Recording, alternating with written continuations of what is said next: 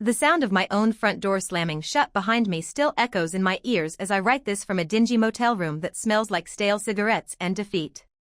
3 hours ago, I was Daniel Keller, respected senior accountant, loving husband, and proud homeowner. Now I'm sitting in handcuffs watching my wife Melissa point at me with a trembling finger, blood running down her arm, whispering those devastating words, "He did this to me." But here's what the police didn't know: I had been recording everything. For weeks, I'd been documenting my wife's plan to frame me for domestic violence, steal everything I owned, and send me to prison. What she didn't realize was that I'm an accountant. I notice patterns. I collect evidence. And when someone tries to destroy my life with lies, I make sure they destroy themselves instead. Quick, drop a comment telling me where you're watching from and whether you think false accusations should be punished as harshly as the crimes they fake. Now, if you've ever been betrayed by someone you trusted completely, smash that subscribe button because this story is about cold, calculated justice served with absolute precision. Hit that like button if you think people who weaponize the legal system deserve everything they get. Let's dive into this methodical takedown. My name is Daniel Matthew Keller, and until 3 months ago, I thought I knew exactly who I was. 42 years old, 15 years with Morrison & Associates, working my way up from junior accountant to senior partner track. Numbers don't lie, that's what I always told my clients. They're clean, honest, and reliable. Unlike people, as I was about to learn. I met Melissa Sarachin 7 years ago at a charity gala downtown. She was volunteering at the silent auction, her dark hair catching the light as she laughed at something her friend had whispered. When she smiled at me across that crowded ballroom, I felt something I'd never experienced before, like the world had suddenly clicked into focus. She was 28 then, working as a marketing coordinator for a local nonprofit, passionate about animal rescue and environmental causes. Everything about her seemed genuine, warm, and real. We dated for 2 years before I proposed. The wedding was perfect, a small ceremony in her parents' backyard, surrounded by sunflowers and fairy lights. Melissa had insisted on writing our own vows, and when she promised to stand by me through every storm, to be my shelter when the world grows cold, I believed every word. Hell, I felt every word. The first 5 years of our marriage were everything I'd dreamed of. We bought a house on Maple Street, a 1920s colonial with original hardwood floors and a wraparound porch where we'd sit every evening with our golden retriever, Max. Melissa would curl up against me, her head on my shoulder, planning our future. We talked about children, about renovations we'd make to the guest room, about growing old together in that house. I worked long hours during tax season, but Melissa never complained. She'd pack me lunches with little notes tucked inside, surprise me at the office with dinner when I was pulling late nights. When I became a senior accountant 3 years ago, she threw a surprise party and gave a speech about how proud she was to be married to the most dedicated, honest man she'd ever known. Our relationship wasn't perfect, whose is? But it was solid, built on trust, mutual respect, and shared dreams. When Melissa switched jobs last year to work as an events coordinator at Hartwell Marketing, I supported her completely. When she started staying late for client events, I picked up the slack at home, walking Max, handling the grocery shopping, and taking care of the little domestic details she used to manage. I trusted her implicitly. The thought of betrayal never even crossed my mind. Why would it? We were partners, teammates, best friends who happened to be married. Looking back now, the signs were there. Subtle at first, like hairline cracks in a foundation that you don't notice until the whole structure starts to shift. It started about 6 months ago with her phone. Melissa had always been casual about it, leaving it on the counter, asking me to check her messages when she was in the shower, never protective or secretive. But gradually, that changed. She started taking it everywhere, even to the bathroom. Started sleeping with it under her pillow instead of on the nightstand. When I'd jokingly reach for it to show her a funny meme or photo, she'd snatch it away with a quick laugh and some excuse about work confidentiality. Then came the schedule changes. Late meetings that stretched until 9 or 10 at night, weekend team-building exercises that I was never invited to beforehand. When I'd ask about her day, her answers became vague, distracted. Melissa would wave dismissively when I showed interest in her work. Oh, you know, the usual client stuff. Nothing interesting. She used to tell me everything about difficult clients, office drama, and funny conversations with coworkers. Now I've got nothing. The physical distance started around the same time. We used to be naturally affectionate, holding hands while watching TV, quick kisses when passing in the kitchen, cuddling in bed before sleep. But Melissa began pulling away from casual touches, finding reasons to stay up late on her laptop while I went to bed alone. When I tried to initiate intimacy, she was always too tired, too stressed, too distracted by work. One night, when I mentioned feeling like we were becoming roommates instead of spouses, she turned on me with irritation. "You're being clingy, Dan. I just need some space to focus on my career right now. This promotion is really important to me." I backed off. I gave her space. I told myself this was just a rough patch, that all marriages go through phases where work takes priority. I threw myself into my own career, picking up extra clients, staying late at the office to give her the breathing room she seemed to need. But then came the criticism. Little comments that felt like paper cuts, small, but they added up. Melissa would look at me with subtle disapproval. "Don't you think you should update your wardrobe? Some of these shirts are looking pretty dated." She'd find reasons to exclude me from social situations. "Maybe we should cancel our dinner plans with the Johnsons. I don't think you really connect with that crowd. Anyway, I mentioned to my coworkers that you're an accountant, and they all made jokes about how boring that must be." I didn't know what to say. She started making plans without including me. Girls' trips that were planned and booked before she mentioned them. Dinner parties at our house where she'd handle all the invitations and then casually inform me we were hosting 12 people on Saturday. When I'd suggest activities for us to do together, she'd find reasons why they wouldn't work. Too expensive, too far, too crowded, too boring. The house started feeling different, too. Melissa had always taken pride in our home, but she stopped caring about the little details that used to matter to her. Dishes piled up in the sink. Laundry sat unfolded for days. She'd order takeout instead of cooking the meals we used to prepare together. When I picked up the slack, she didn't seem grateful, just entitled, like domestic work was naturally my responsibility now. Max noticed the change too. Dogs are intuitive about these things. He started following me around the house instead of her, sitting by my feet during dinner instead of begging at her chair. When she did pay attention to him, it felt performative, like she was putting on a show for an invisible audience. The most telling sign was how she talked about our future. Those evening conversations about children, renovations, and retirement plans, they just stopped. When I'd bring up anything long-term, she'd change the subject or give non-committal responses. Melissa would shrug with studied indifference. "We'll see. Maybe someday. Let's just focus on now." But I rationalized it all. Marriage takes work, I told myself. People grow and change. Maybe she was just going through something, dealing with stress I didn't understand. Maybe I needed to be more patient, more supportive, more understanding. The financial irregularities were what should have been my wake-up call. Credit card statements with charges I didn't recognize. Expensive dinners at restaurants we'd never been to together. Purchases from stores she claimed she'd never visited. When I asked about them, she had explanations that sounded reasonable enough.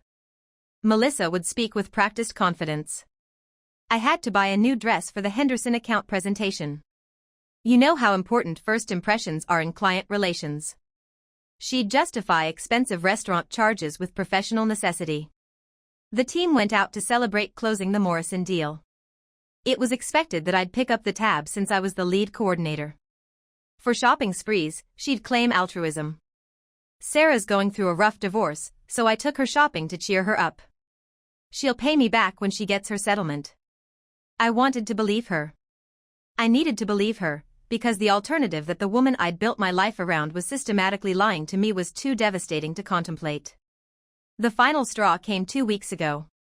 I had taken the afternoon off for a dentist appointment and decided to surprise Melissa with lunch at her office. I'd done this before during our good years, and she'd always been delighted to see me. But when I walked into the Hartwell marketing lobby with a bag from her favorite Thai restaurant, the receptionist looked confused.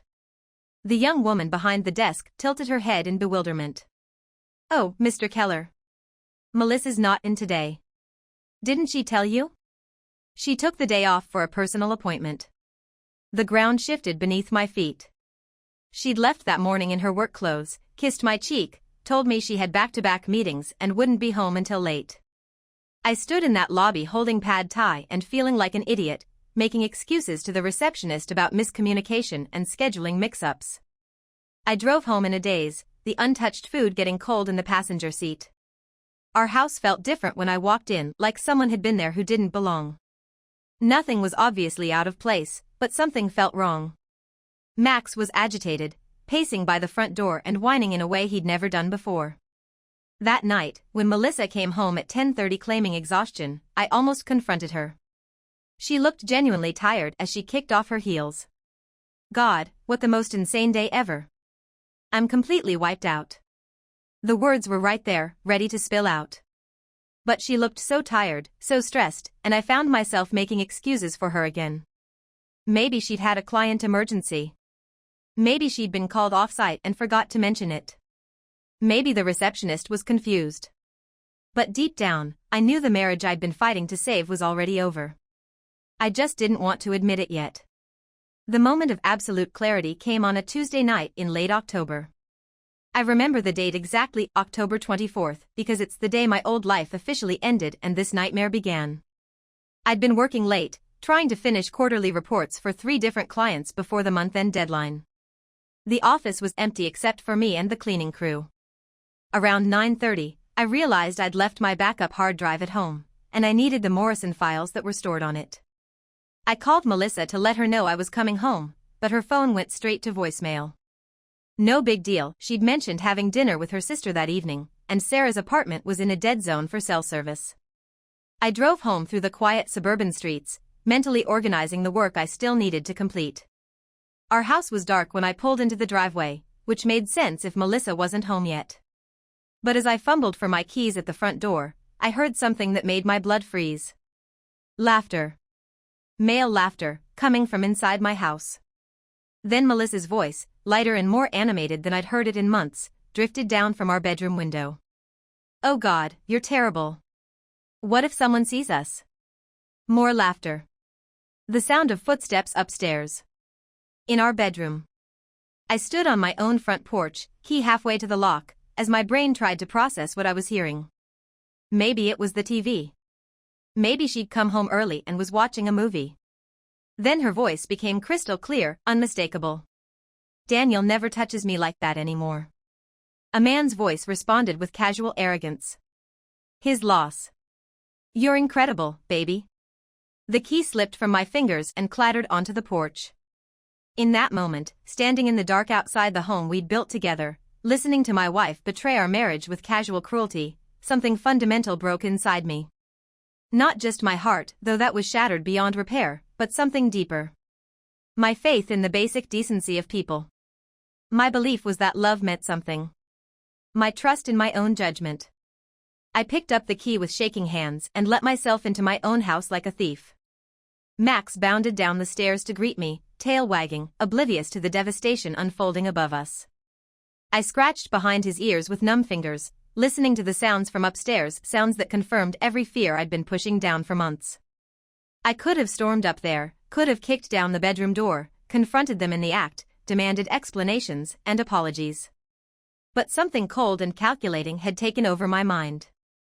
Standing in my living room, surrounded by photos of our life together, listening to my wife mock our marriage to her lover, I realized that emotional reactions would only work against me. Instead, I pulled out my phone and started recording. The audio quality was crystal clear, every word, every laugh, every intimate sound that proved beyond doubt what was happening in my bedroom. I documented the time, the date, took photos of the unfamiliar red BMW parked discreetly down the street. After 20 minutes of gathering evidence, I quietly left my own house and drove back to the office. I finished the Morrison reports in a focused fury, numbers and calculations providing the only stability in a world that had just revealed itself to be built on lies. That night, lying awake in our guest room while Melissa slept peacefully beside her lover in our bed, I made a decision that would change everything. I wasn't going to be the victim in this story. I wasn't going to be the fool who got blindsided and destroyed by someone else's selfishness and cruelty. I was going to fight back, but I was going to do it smart. The next morning, Melissa came downstairs humming, making coffee like nothing had happened. She kissed my cheek, the same cheek she'd kissed yesterday before lying about her dinner plans, and asked about my late night at the office with genuine seeming concern. How did the reports go? You looked exhausted when you came to bed. I'd actually slept in the guest room, but apparently she'd been too distracted to notice. I played along, watching her performance with new eyes. She was good, I'll give her that. Oscar-worthy, really. The concerned wife, the supportive partner, the woman who definitely hadn't been entertaining another man in our bedroom just hours earlier. I kept my voice steady and normal.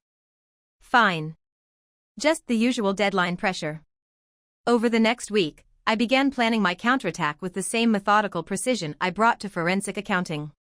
This wasn't going to be an emotional meltdown or a messy confrontation. This was going to be systematic, thorough, and absolutely devastating. First, I needed more evidence. The audio recording was damning, but I needed a complete picture of her betrayal. I installed discrete monitoring software on our home network, tracking data usage and connected devices. I hired a private investigator, Marcus Webb, a former police detective who specialized in infidelity cases. Marcus was expensive but thorough. Within 2 weeks, he documented a pattern of deception that went back 6 months. Melissa was having an affair with Trevor Hutchinson, the creative director at Hartwell Marketing. 35 years old, divorced, drives a red BMW convertible, the same car I'd seen parked down our street that night. They'd been meeting at his apartment, various hotels, and yes, occasionally at our house when they thought I was working late. But the affair was just the beginning. Marcus's investigation revealed something much worse. Melissa and Trevor were planning to destroy me completely. She'd been documenting fake incidents for months, building a false narrative of domestic abuse. Photos of bruises she'd given herself, screenshots of text messages she'd sent to friends describing my increasingly violent behavior. A journal filled with fabricated accounts of arguments that had never happened, threats I'd never made, violence I'd never even imagined. She was building a case to not just leave me, but to frame me as an abuser. The goal wasn't just divorce, it was total destruction. She wanted the house, the savings, Max, and my reputation in ruins. She wanted me jobless, friendless, and possibly in prison. The plan was almost elegant in its cruelty. She would stage a domestic violence incident, call the police, and have me arrested. While I was trapped in the legal system fighting false charges, she'd clean out our joint accounts, file for divorce with her fabricated evidence, and start her new life with Trevor. By the time I proved my innocence, if I ever could, she'd have everything, and I'd have nothing. According to Marcus's surveillance, they were planning to execute this plan within the next 2 weeks. So I decided to beat them to it. The beauty of my plan was its simplicity. Melissa had unknowingly provided me with all the tools I needed to destroy her. Her fake documentation, her lies, her systematic deception, it would all become evidence of her fraud instead of my alleged abuse. First, I secured our assets. Working with a lawyer, Marcus recommended Patricia Hoffman, a family law specialist with a reputation for aggressive tactics. I quietly moved half of our joint savings into a separate account. I documented every shared asset, every piece of property, every financial detail of our marriage. When the shit hit the fan, I wanted ironclad proof of what belonged to whom. Next, I set up my own surveillance system. High-definition cameras in strategic locations throughout the house, all recording to cloud storage that Melissa couldn't access or delete. Audio recording devices in the main living areas. If she was planning to stage an incident, I was going to capture every second of it. The waiting was the hardest part. Pretending everything was normal while knowing exactly what she was planning. Kissing her goodnight while she plotted my destruction. Walking Max together through our neighborhood while she texted her lover about how soon they could start their new life together. But I didn't have to wait long. On November 15th, a date I'll never forget, everything came to a head. I came home from work to find Melissa in an agitated state, pacing around the kitchen, and Max hiding upstairs. She'd been drinking, which was unusual for her on a weeknight. She turned to face me with barely contained intensity. "We need to talk." Something in her tone set off every alarm bell in my head. I casually reached for my phone to start recording. "Sure. What's on your mind?" What followed was a performance worthy of Broadway. Melissa launched into a rehearsed speech about how things had changed between us, how she felt unsafe in our marriage, how my anger issues were getting worse. She threw around words like controlling and intimidating, building a narrative I recognized from her fake journal entries.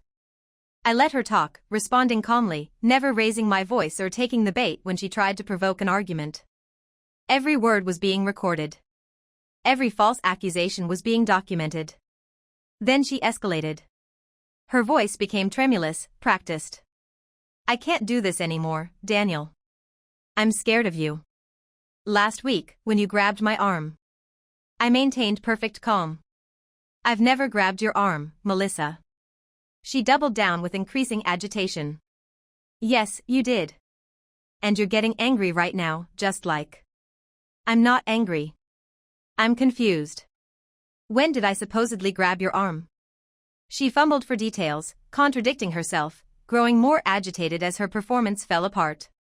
This wasn't going according to her script.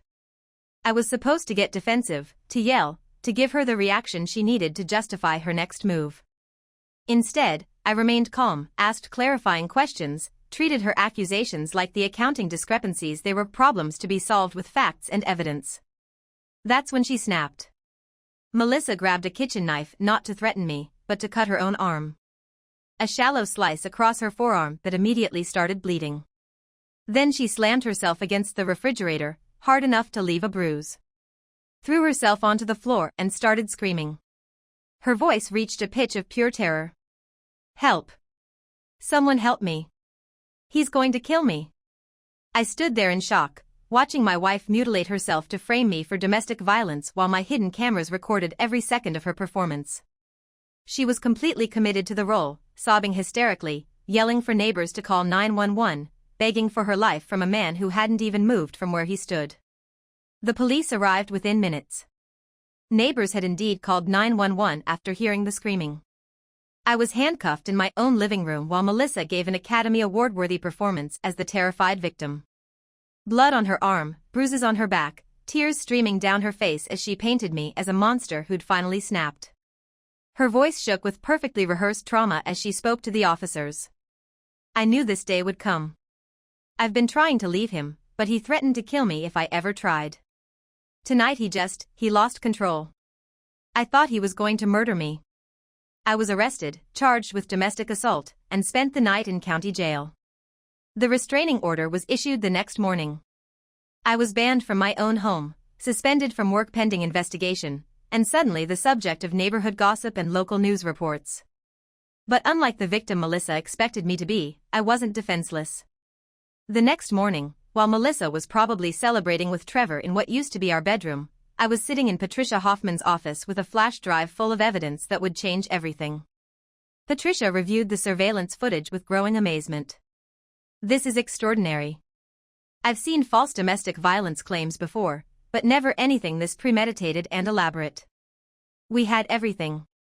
Video evidence of her cutting herself and throwing herself against the refrigerator. Audio recordings of her admitting the abuse allegations were fabricated. Financial records showing she'd been planning to clean out our accounts. Documentation of her 6-month affair with Trevor. Screenshots of text messages between them discussing their plan to frame me. But the crown jewel was something Marcus had uncovered through his surveillance network, a recording of Melissa bragging to her friend Katie about how perfectly her plan was working. Her voice was filled with cruel satisfaction on the recording. You should have seen his face when they handcuffed him. He had no idea what hit him. By the time he figures out how to fight this, Trevor and I will be long gone with everything he's worked for. The house, the money, even that stupid dog he loves so much. Katie had been uncomfortable with the conversation. Marcus had approached her afterward, and she'd been horrified to learn the extent of Melissa's deception. She voluntarily provided her own recordings of multiple conversations where Melissa detailed her fraud, admitted to the affair, and celebrated my destruction. Armed with this evidence, Patricia filed an emergency motion to dismiss all charges against me and countersued Melissa for false reporting, defamation, fraud, and malicious prosecution.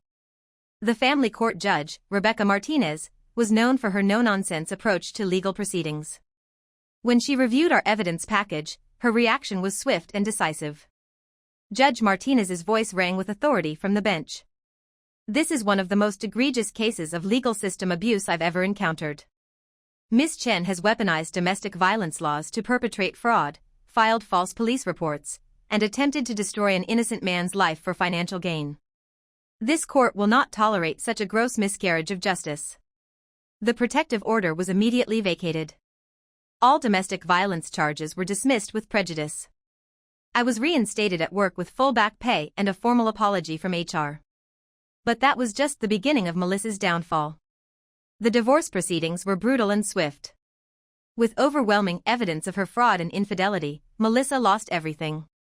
I kept the house, the savings, our shared assets, and full custody of Max.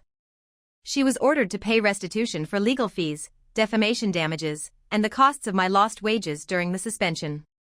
The criminal charges came next. Melissa was arrested for filing false police reports, insurance fraud, and attempted extortion.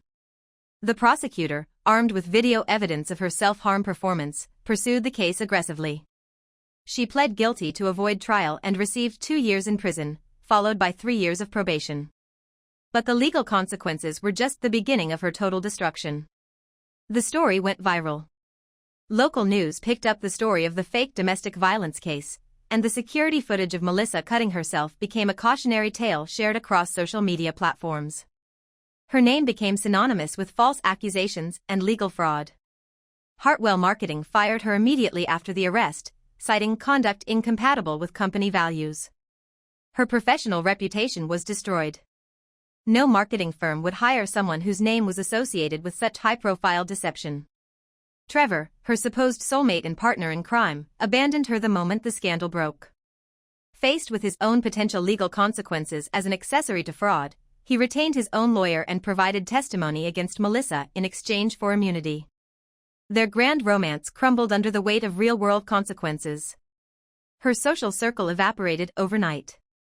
Friends who'd believed her initial victim narrative felt betrayed and manipulated when they learned the truth. Former colleagues who'd offered support during her crisis publicly distanced themselves. Even her family struggled with the revelation that their daughter had orchestrated such an elaborate deception. The financial devastation was complete. Between legal fees, restitution payments, and the inability to find steady employment, Melissa lost everything. She moved into a rundown apartment in the worst part of town, working minimum-wage retail jobs while garnishment orders seized most of her earnings to pay her mounting debts. 6 months later, I sit in my study, our study, I should say, since Max has claimed the leather chair by the window as his new favorite spot, writing this account of how justice was served. The house feels peaceful again, cleansed of the toxic energy that had poisoned it during those final months of my marriage. Work has been better than ever. The partners at Morrison & Associates were impressed with how I handled the crisis, and my reputation for integrity was actually enhanced by the ordeal. Clients respect someone who can maintain dignity under pressure, who fights back intelligently rather than emotionally. I became a senior partner 3 months ago. The house renovations Melissa and I used to plan together are finally happening, but according to my vision alone. I converted her former office into a library, installed a home gym in the basement, and created a master suite that has no memories of her betrayal.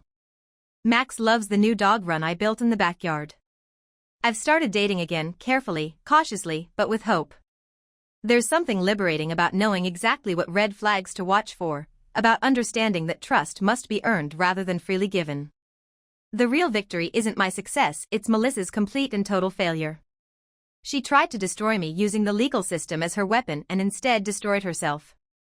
Every lie she told became evidence against her. Every false accusation became grounds for restitution. Every moment of her calculated performance became proof of her guilt. I drive past her apartment sometimes, on my way to the good restaurants and shopping centers she can no longer afford. The building is a concrete eyesore in a neighborhood where police sirens are background noise. Her car, when it's running, is the same beat-up Honda she drove in college, a far cry from the luxury vehicles she used to take for granted. She tried to reach out once, about 3 months after her release from prison. A pathetic letter claiming she'd made mistakes and asking for forgiveness, for a chance to explain. I burned it without finishing it. Some betrayals are beyond redemption. The best part is watching her live with the consequences of her choices every single day. She can't escape her reputation, can't outrun the internet documentation of her fraud, can't rebuild relationships with people who know exactly what she's capable of. She created a prison of her own making, and she'll be serving that sentence for the rest of her life. Sometimes people ask if I feel bad about how completely I destroyed Melissa's life. If I have any regrets about the thoroughness of my revenge, any sympathy for how far she fell. The answer is simple: she earned every bit of suffering she's experiencing. She chose to weaponize domestic violence laws against an innocent man.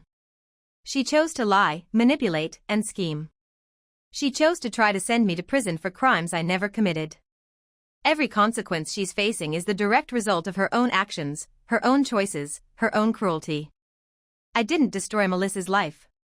She destroyed it herself, one lie at a time. I just made sure she couldn't take me down with her. Justice isn't always swift, but when it comes, it's absolute. And watching someone who tried to destroy you get everything they deserve? That's not revenge. That's poetry. So we've reached the end of today's story. Was it what you expected, or did the twist hit you harder than you thought? I want to hear your thoughts. Do you think I went too far, or did Melissa get exactly what she deserved? Drop your opinions in the comments below and let's get a discussion going. If this methodical destruction kept you hooked, smash that like button. And if you're new here, hit subscribe for more stories where justice is served cold and calculated. Thanks for watching, and I'll see you in the next one.